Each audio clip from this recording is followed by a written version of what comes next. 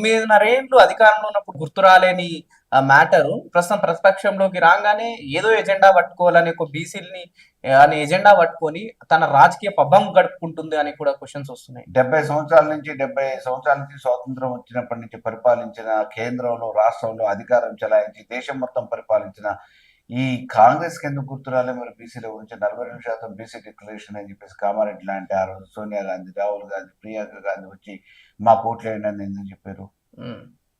70 సంవత్సరాల నుంచి లేనిది 75 సంవత్సరాల నుంచి మీ పార్టీ పుట్టి అధికారాన్ని ఉపయోగించుకొని జనాల్ని, సామాన్యుల్ని, బలహీన వర్గాలని ఓటు బ్యాంక్ మార్చుకున్న మీరు ఇవాళ ఓటు బ్యాంక్ రాజకీయాల కోసం మాట్లాడితే మేము అధికారంలో ఉన్నప్పుడు ఆ రోజు బీసీలకు ఎంతవరకు న్యాయం చేయాలో చేయగలిగినాం, అవకాశాలు ఇచ్చినాం.